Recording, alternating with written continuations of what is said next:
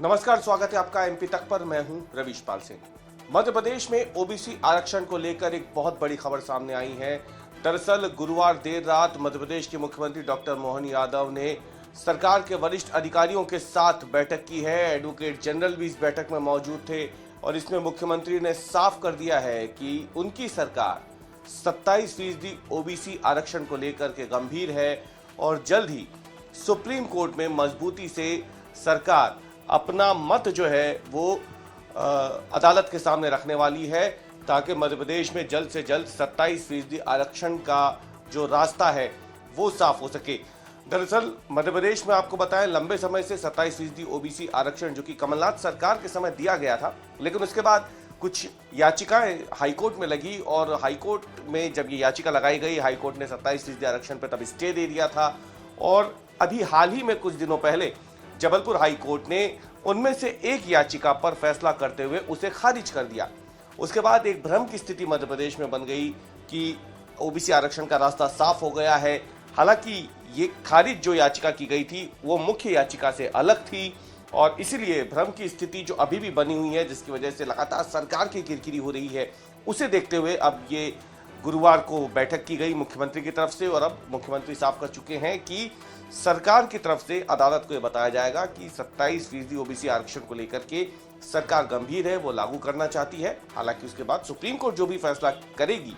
उस फैसले के आधार पर ही सरकार आगे बढ़ेगी, लेकिन सरकार ने साफ कर दिया है कि वो सुप्रीम कोर्ट में जल्द ही प्रदेश सरकार की तरफ से मजबूती से 27% ओबीसी आरक्षण का पक्ष रखने वाली है। क्या कुछ कहा इस बैठक के बाद मुख्यमंत्री डॉक्टर मोहन यादव ने, जरा वो सुनिए। राज्य सरकार की,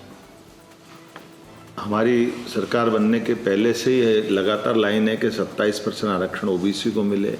एससी को जो निर्धारित आरक्षण वो मिले, एसटी को मिले। न्यायालयीन, सुप्रीम कोर्ट, हाई कोर्ट, ऐसी कई सारी याचिकाएं अलग अलग चल रही है। आज हमने इस संबंध में समग्र एक बड़ी बैठक की, जिसमें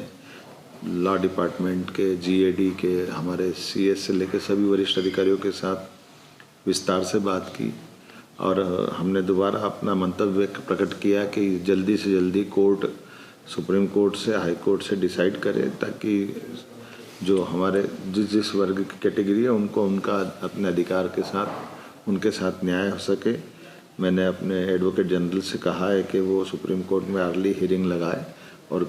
कंपाइल करते हुए शीघ्र इस फैसले की तरफ आगे बढ़े, क्योंकि ये कन्फ्यूजन अलग अलग लाते हैं कि हाई कोर्ट के फैसले में और सुप्रीम कोर्ट के फैसले में हमारे अपने इन वर्गों के, खासकर ओबीसी वर्ग का जो आरक्षण 27% है उसको लेकर के हमारी सबकी भावना स्पष्ट है। मैं मान के चलता हूँ कि जल्दी इसमें निराकरण होगा। माननीय न्यायालय, सुप्रीम कोर्ट से भी हमने निर्णय लिया है कि वो उनके आगे सरकार अपना मंतव्य बताए और जितनी जल्दी माननीय न्यायालय फैसला करेगा हम उस निर्णय को लागू करने की व्यवस्था करेंगे। तो सुना आपने मुख्यमंत्री ने किस तरीके से जानकारी दी है। उन्होंने बताया कि एडवोकेट जनरल को कह दिया गया है सरकार की तरफ से कि वो जल्द ही सुप्रीम कोर्ट में जो है इसकी सुनवाई रखवाएं और सुप्रीम कोर्ट में जल्दी से जल्दी सरकार का पक्ष रखें। इसमें आपको बता दें कि एडवोकेट जनरल प्रशांत सिंह जो है, उन्हें कहा गया है सरकार की तरफ से, मुख्यमंत्री की तरफ से, कि वो जल्दी सुनवाई के लिए एक आवेदन लगाएं सुप्रीम कोर्ट में, ताकि सुप्रीम कोर्ट का कोई फैसला आए इस पर जल्द से जल्द और सरकार भी उसे लागू कर सके। इसी के लिए सामान्य प्रशासन विभाग हो, विधि विभाग हो, वित्त विभाग हो, इनके तमाम बड़े अधिकारियों के साथ ये बैठक गुरुवार को हुई थी, जिसमें बातचीत की गई है कि जल्दी से जल्दी एडवोकेट जनरल जो है सुप्रीम कोर्ट में सुनवाई के लिए एक आवेदन दे। और इसके अलावा मुख्यमंत्री ने यह भी कहा है कि एससी और एसटी वर्ग का जो आरक्षण कोटा निर्धारित है उनको वो मिलना चाहिए और सरकार चाहती है कि सुप्रीम कोर्ट को सरकार का मंतव्य, यानी मध्य प्रदेश सरकार जो 27% आरक्षण लागू करना चाहती है, अपना मंतव्य जल्द सुप्रीम कोर्ट को बताए, जल्दी सुनवाई हो, ताकि सरकार इस पर जल्दी फैसला करे और उसे लागू किया जा सके। आपको बता दें कि इससे पहले 28 जनवरी को इसी साल मध्य प्रदेश हाईकोर्ट ने उस जनहित याचिका को खारिज कर दिया था, जिसमें अन्य पिछड़ा वर्ग को 27% आरक्षण देने के राज्य शासन के निर्णय को चुनौती दी गई थी। यह फैसला लिया गया था कमलनाथ सरकार के समय, जिसके बाद इसे हाईकोर्ट में चुनौती दी गई थी। तब से ये मामला चल रहा था। इसी से पहले आपको बता दें कि 4 अगस्त 2023 को हाईकोर्ट ने ही अंतरिम आदेश एक जारी किया था, जिसके तहत राज्य सरकार को 87-13 का फॉर्मूला लागू करने का निर्देश दिया गया था। इसी के बाद से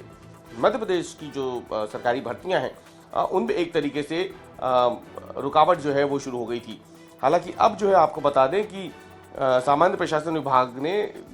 सितंबर 2021 को ओबीसी वर्ग को 27% आरक्षण की अनुमति से जुड़ा परिपत्र जारी किया था, जिनमें 3 विषयों को छोड़कर शेष में 27% आरक्षण का प्रावधान किया गया था। इसमें नीट पीजी प्रवेश परीक्षा 2019-20, पीएससी द्वारा मेडिकल ऑफिसर भर्ती 2020 और हाई स्कूल शिक्षक भर्ती में 5 विषय शामिल थे।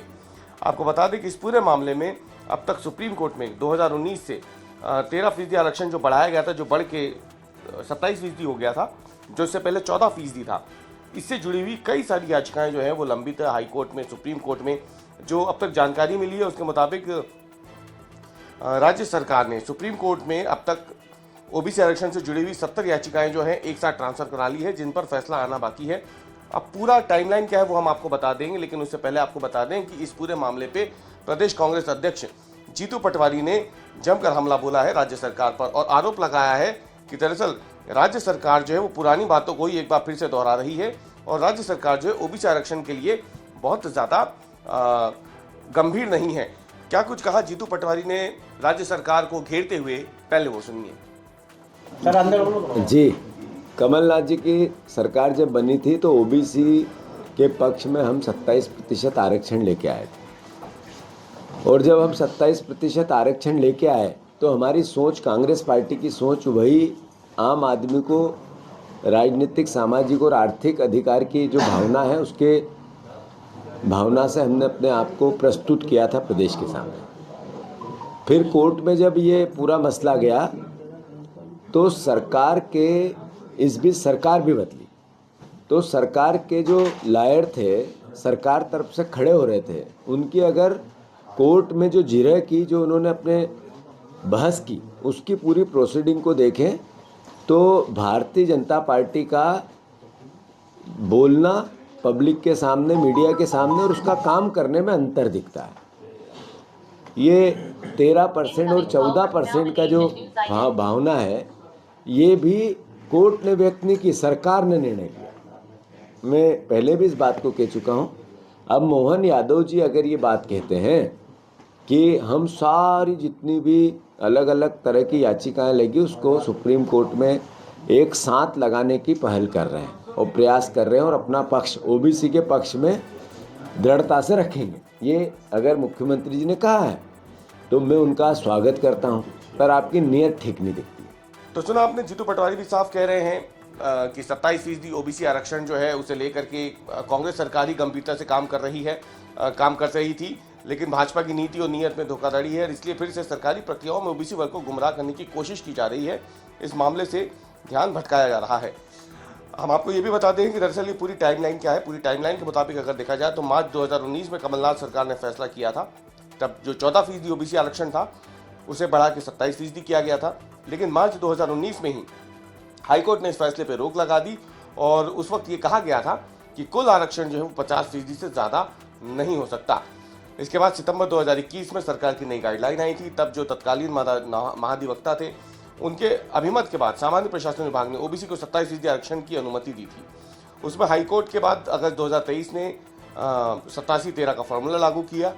और इसीलिए 27% पदों पर तो भर्ती शुरू हो गई, लेकिन 13% पदों पर यह प्रक्रिया होल्ड पर चली गई थी। और अब जो है अभी हाल ही में बीते जनवरी को हाईकोर्ट का फैसला आता है। इसमें 87-13 फॉर्मूलों को चुनौती देने वाली याचिकाएं खारिज हो जाती है, जिससे 27% ओबीसी आरक्षण का रास्ता साफ हुआ, ऐसा भ्रम बना। लेकिन अब सरकार ने फैसला किया है कि जो भ्रम की स्थिति है ये बहुत ज़्यादा अब ना टिके, क्योंकि इसके वजह से सरकार के ऊपर काफ़ी ज़्यादा आक्षेप लग रहे हैं और इसीलिए 27% ओबीसी आरक्षण को सुप्रीम कोर्ट में जो है जल्द से जल्द इसे लागू करने की अभिमत के साथ सरकार जो है सुप्रीम कोर्ट में अपना पक्ष रखने वाली है। और इसीलिए एडवोकेट जनरल को ये कहा गया है मुख्यमंत्री की तरफ से कि वो जल्द ही सुप्रीम कोर्ट से समय लेकर के इसमें एक आवेदन दे, ताकि सरकार मध्य प्रदेश में सुप्रीम कोर्ट के आदेश के बाद आरक्षण का फॉर्मूला लागू कर सके।